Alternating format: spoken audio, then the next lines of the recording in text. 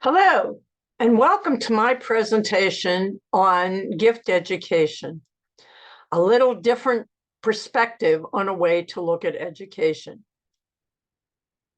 Before I get started, let me first introduce myself. I'm Dr. Marsha Tongel, and I've lived from Pittsburgh. Live in Pittsburgh now and have lived in Pittsburgh almost all my life. It's a beautiful city if you've never been here, with the three rivers and the bridges. A little bit about my family. I'm married and have two daughters and six wonderful grandchildren who I adore and who I enjoy really being with. I love animals, and I have a dog and three cats and three granddogs and two grandcats. And lots of interests: painting and crocheting, gardening, cooking and baking, and reading and writing. And a little bit more about my professional background. I have a PhD in organizational development and behavior. I've taught undergraduate, graduate, and doctoral students at Northcentral University, Point Park University, Penn State University, Indiana University, and the Community College of Allegheny County. And professionally, I've consulted with private, governmental, and nonprofit organizations through my business, Metanoia Consulting, TCG. Today, I want to introduce the concept of gift education. And as I said previously, it's just a little different perception in terms of how we can look at education and how it could impact and change education as we now know it. I want to review the history and evolution of education and ponder whether or not the time might be right to move away from some of the current educational paradigms that we've been kind of stuck into. Propose some new questions to be asked and look at some new outcomes that we need to consider as part of future education, and envision how something such as gift education could be actualized. So why is all this important? Well, if we look at the world today, we know we're faced with continual, turbulent change from all sectors: economic, political, social, cultural, and the environment. And the fabric of our society as we know it, families, communities, educational, health, and economic institutions, and all the other systems that we have come to rely on are becoming very frayed and broken. But yet we keep trying to use a lot of the outdated means to address these rapid and deep changes. It's like trying to throw a dart at a moving dartboard. And we don't consider that possibly we need to change the dartboard. The other aspect to consider is we're leaving a whole cadre of issues and problems for future generations. So there's going to be a new genre of leaders that are going to be required to address all these issues and to lead in the future. And of course, that's our children and our youth. But how are we preparing them to become upcoming leaders to handle all these challenges? And even more importantly, how can we support them in identifying, addressing, and leading quantum breakthroughs that may be required to actually change our world? William Damon, a professor of education at Stanford University and the director of the Stanford Center on Adolescence, asked, "Do adolescents have purposes? And if so, do they learn them? How do they learn them? What kind of purposes, in addition to those related to careers, are inspiring today's young? And what happens when young people are unable to find any purpose at all to devote themselves to?" These are very serious questions that he posed. And if you think about it, our educational system focuses on achievements, such as getting good grades into college and getting good jobs. But you just really want to know how to create lives that are fulfilling and meaningful and that have purpose. And David states that the sense of purpose requires three things: a realistic awareness of one's own abilities, interest in how those abilities can serve the aspect of the world's needs, and a feeling of enjoyment in using one's abilities in this way. And in many ways, it's just another way of looking at what I'm calling gift education. We also have to consider that we need leaders who will not only color outside of the lines, but are willing to throw away the whole coloring book to allow new visions to emerge without the boundaries of all the current structures. Imagine what it would be like if they could create without having to do it within the walls of the systems and the institutions that we have already created. What could emerge? What is possible? And creating such leaders demands that we move beyond the current educational model into one that can both educate and support the development of emergent leaders. First said that the history of education is in many aspects the history of reform movements and ideas. So in that respect, education is an evolutionary process. It needs to change. And if we look at history, primarily education's purpose has been to prepare individuals for something that has been outside of themselves, whether it be for religion or the military or industry. We've always educated our children and our youth to be something that is outside of themselves. Today, the focus of our system of education is on preparing individuals to fit into skill and capability niches defined by an economic system ruled by corporations and markets. And our educational efforts are measured by the system's ability to create individuals that meet industry's needs, not personal needs. So we need to begin to create change and to be the change that we want to see. And one thing we need to really keep in mind is we have allowed business and the economy to have the right of way to education. But now they need to yield to allow what flows from education to enable the possibility, redesign, not only in business, in the economy, society as well. There's two possible ways that we can look at education. One is the more formal and systematic process of learning in a very structured environment.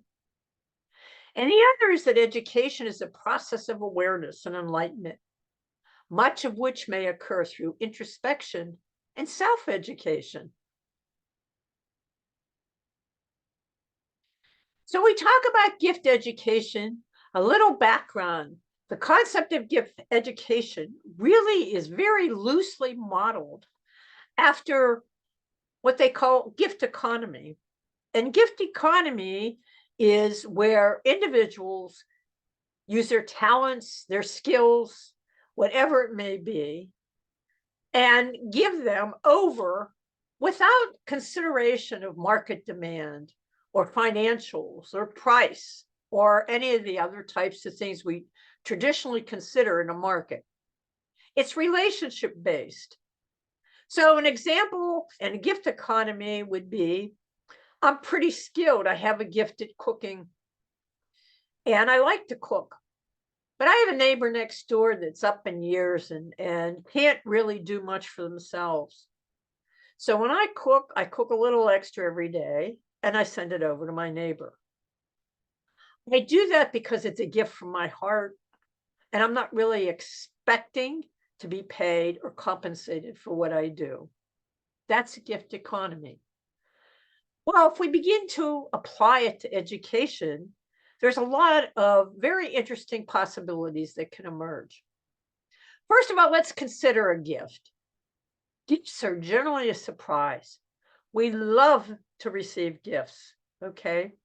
They're always so beautifully wrapped up, generally on the outside. And, we handle them with anticipation of what may come out from the inside. but they're meant to be unwrapped, okay? They're meant to be opened up so that we can see the value of what is inside. And in most cases, gifts add to our lives in various ways. If it's nothing more than just the thought that somebody thought of us to give us a gift, let alone the value of the gift itself. So let's look at, what if we considered everyone is a gift? That everyone is really born with a gift to share, one which shapes their life purpose, which adds to humanity. And that the real purpose of life and of education is for each individual to bring their gift to the world. So if we think of education, what would happen when we move from the inside out instead of the outside in, to allow individuals to develop their gifts and allow those gifts then to form new visions for society and the economy? What would happen? What would that look like? And what could emerge? Instead of asking individuals to fit the outcome and definition of what we want them to be, to meet a particular social, cultural, or economic need, we need to ask them what they can be to create a better world. And what if instead we looked at each individual from this in the perspective of those inherent gifts that they bring? As educators, we should help each individual to unwrap their gift by providing them with the knowledge, skills, opportunities, and support they need to bring their gift to the world. And as each individual enacts their gift, society, the economy, and the world will change. And that truly, to me, is a spiritual aspect of education. So let's look at, how would education shift if we begin to change the questions that we tend to ask? From not what do you want to be when you grow up, but how do you want to change the world? What do you want to learn? What are the gifts that you have to contribute to making the world better? And how do those gifts need supported? Not who do you want to emulate, or who is your hero or model, but what do you want to be remembered for? What qualities of character would you like to be remembered for? This shifts everything. It shifts the lens. It shifts how we begin to look at children and youth. And it shifts how we want to begin to relate to them in terms of creating an educational system. The other aspect of this is we need to consider, is education today relevant? John Dewey said, education is not preparation for life. Education is life itself. So we got to begin to think about where some of our priorities have been in education, and are they still relevant in this changing world that we're experiencing? Education for working in silos, which is much of what education is about when it prepares people to work into corporate America or even into manufacturing. It is no longer significant in a virtual, dispersed business environment, and especially a global environment. Education for financial security, as opposed to sustainability, undermines the desire for individuals to continually grow and evolve. In education for specifics and special areas often ignores the system interconnectedness in the interdimensionality of today's world. Sometimes we have, pushed for such speciality in so many different disciplines and in so many different careers, if you think about it, that, we forget that it's interconnected. Think about just the medical field. There's a specialist for this and there's a specialist for that. But if you go to the specialist for your eyes, they can't talk to you about your ears. but yet your ears and your eyes are very much related. So that interconnectedness we've begun to lose. Education towards hierarchy is contrary to seeing opportunity for all to grow and change and contribute, and for all to assume leadership. Okay, because right now, leadership is often assumed to belong only to a chosen few. And education to meet guidelines of business and the economy ignores that there may be alternative values, viewpoints, and definitions of success.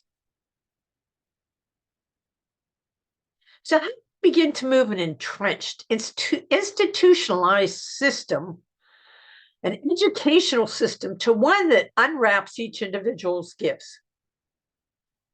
First and foremost, we need to see each individual as being unique with a special talent or skill that they have brought into this world to share. And we need to consider the 5 I's. Intention. Let each individual begin to define their own purpose, as opposed to us beginning to tell our children and youth what their purpose is. Allow it to emerge. That's called trust. And that's something we've also lost, I think, in education, the ability to trust our own children and youth. Innocence. Innocence is a principle of nature that allows for self-education. Allowing youth to be innocent and to experience things from very innocent eyes opens up whole new venues in terms of possibility and what can be. Because when you see things through innocence, it's not already draped with all the structures and the institutions and systems that we've already put there. Imagination. Imagination removes the lines in the coloring book and helps to foster new visions and possibilities.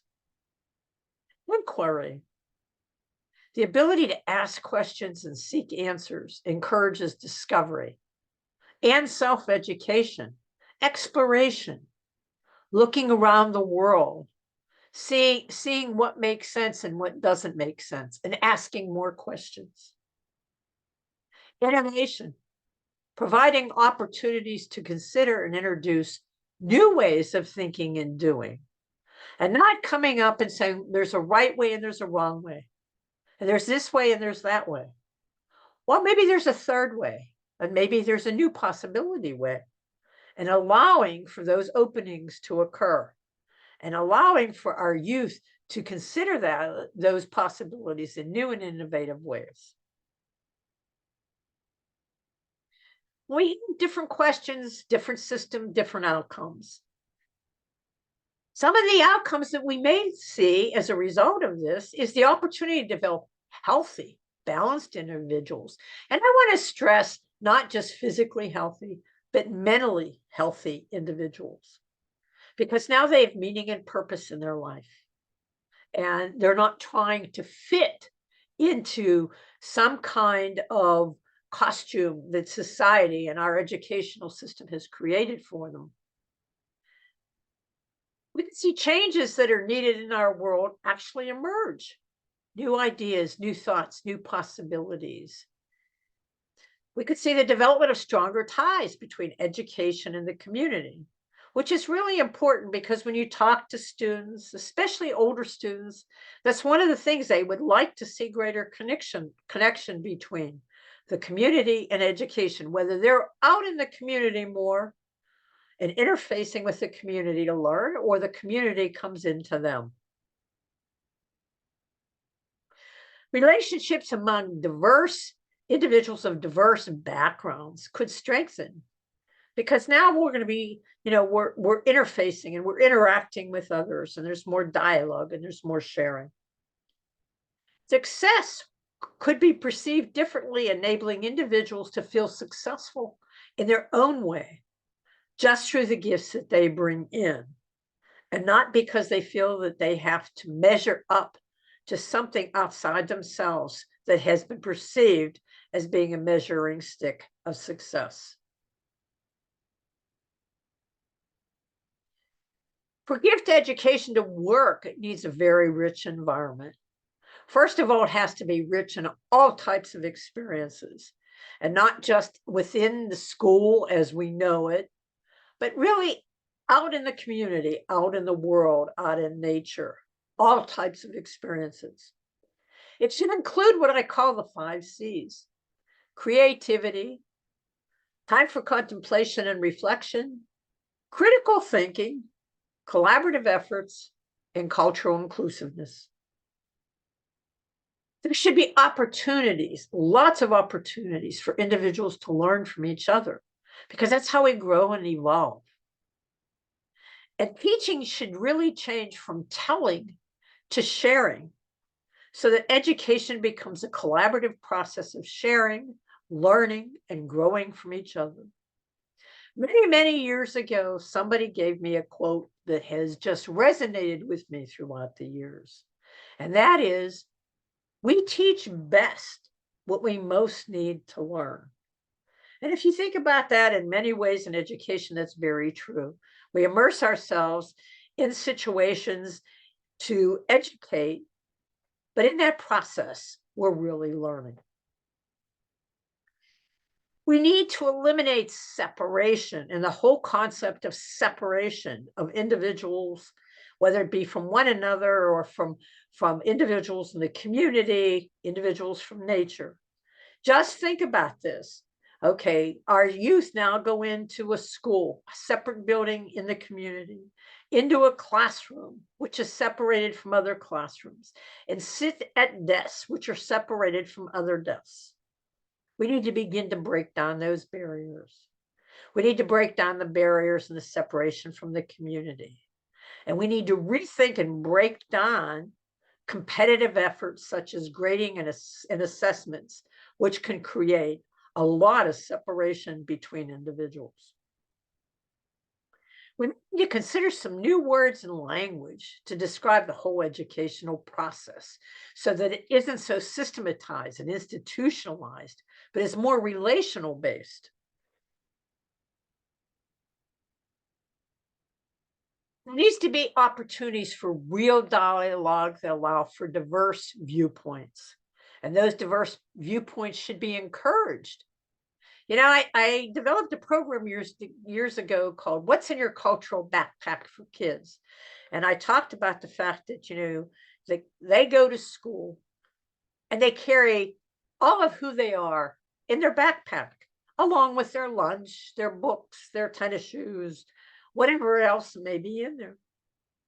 And allowing youth in that program to open up their backpack and share with each other what they put in there, and to see how diversity makes them rich, not different and not separate, but rich in how we need each other. Look at both the relevance and the need of what has been taught, as well as the gaps of what we're not teaching and what we've missed and ignored in education that many of our youth may really want. Remove the hierarchy in education and see our students as co-creators and not just consumers of education. One of the things that I always stress anytime people talk about education or form committees or form groups, the first question I'll say is, where's the youth who are affected by this? Where's their input? Let's hear what they have to say. And so often I'm really disappointed that they're not there. Consider parents, families, and the community as co-collaborators and supporters of the process. And they are. And they're also co-creators too.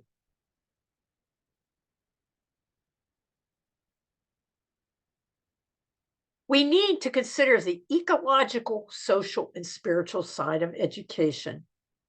And when I say spiritual, I'm not talking the religious side of education. I'm talking about that essence that creates the spirit within each person. And we need to light that fire and allow it to begin to not just ember, but to become a real flame. We need to move from educating for the economy to educating for humanity. As I said, for too long, our educational system has been depriving humanity of its full evolution. It's now time to allow that evolution in all its forms to begin. And it's through that that I think we would truly see change. I want to thank you very much for attending my session today. I hope I've given you a few additional insights and maybe a little different perspective in terms of how to look at education or how to look at our youth. For any questions or more information, my contact information is here, my phone number and my email. And I thank you, and I want to wish you a very good day. And I also apologize if my voice has been scratchy because I've been fighting a cold for about the past 2 weeks. And this is my fourth attempt at getting this to you without me losing my voice. So we made it. Hooray. Have a nice day. Bye-bye.